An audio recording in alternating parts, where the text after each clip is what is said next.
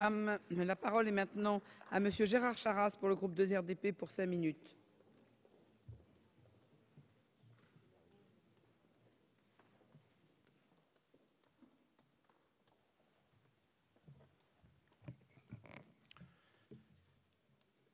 Madame la Présidente, Monsieur le Ministre, Monsieur le rapporteur général du budget, mes chers collègues, dernière étape de ce projet de loi de finances pour 2013, il aura suscité de vifs débats au sein du Parlement, à l'image des défis qu'il se doit de relever.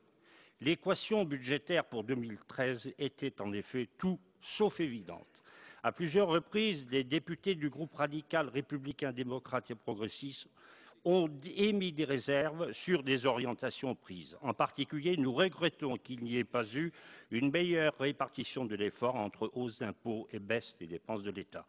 Nous nous étonnons également que ce projet de loi de finances inscrive une augmentation d'impôts pour les entreprises de 10 milliards d'euros, alors que dans le même temps, le crédit d'impôt pour la compétitivité et l'emploi allègera leurs charges de 10 milliards sous forme de créances fiscales sur l'État en 2013. Mais si on peut en critiquer des modalités, une première étape vers le rétablissement ô combien nécessaire de nos comptes publics est désormais achevée. La crise des dettes souveraines semble avoir été écartée et, espérons-le, définitivement. D'ores et déjà, nous récoltons les bénéfices de la stratégie du président de la République et du gouvernement. Les taux d'intérêt de notre dette atteignent des niveaux historiquement bas. Cette crise des finances publiques étant désormais moins proéminente, il nous faut apporter des réponses aux conséquences qu'elle a eues sur l'économie réelle. La création de la BPI adoptée hier soir est une première et sérieuse réponse. La réforme du marché du travail, pour laquelle les partenaires sociaux négocient actuellement, en sera une autre. Avant de nous concentrer définitivement sur les projets de loi à venir relatifs au soutien de notre économie, permettez-moi d'entrer une dernière fois dans le détail de ce projet de loi de finances. Lors de son examen en deuxième lecture au sein de notre Assemblée, le texte a subi de nombreuses modifications.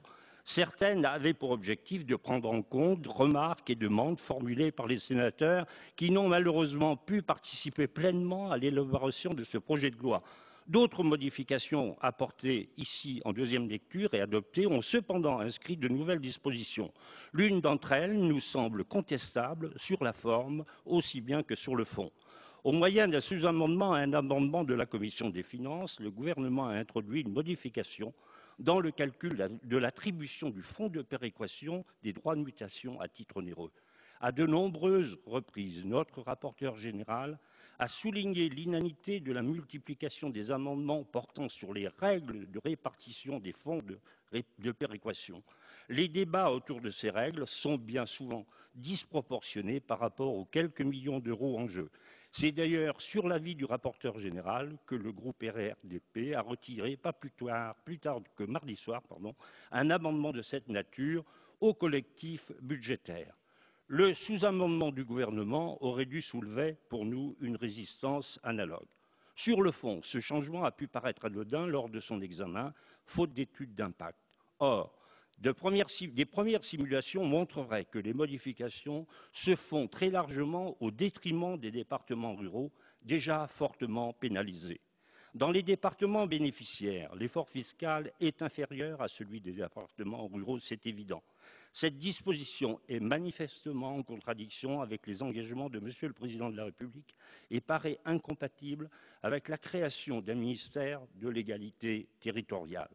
La fiscalité des collectivités territoriales nécessite certes des ajustements à réaliser dans le cadre d'une réflexion globale et pas par de petits amendements adoptés au travers de sous-amendements gouvernementaux en fin de session budgétaire. Le groupe RRDP n'a eu de cesse d'alerter le gouvernement sur la précipitation avec laquelle des textes législatifs étaient soumis au Parlement et la difficulté pour le législateur dans ces conditions de réaliser un travail de fond.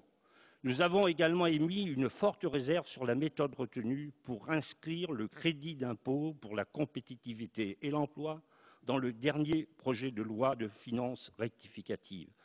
Toute proportion gardée, force est de constater que la disposition que nous contestons s'inscrit une fois de plus d'une manière dommageable au rôle de notre Parlement. Monsieur le ministre, malgré des imperfections, le budget 2013 consacre une stratégie de maîtrise des dépenses publiques raisonnée et des moyens accrus donnés aux priorités, l'éducation et la santé. Et c'est pourquoi nous voterons résolument ce projet de budget. Mais, dès à présent, nous appelons à ce qu'une autre priorité soit rapidement adoptée. La justice a suivi l'éducation, c'est maintenant à la santé. Tous nos concitoyens doivent pouvoir bénéficier en effet d'un égal accès aux soins, quel que soit leur niveau de revenus et aussi leur lieu de vie. Je vous remercie, chers collègues. Merci, Monsieur Charasse.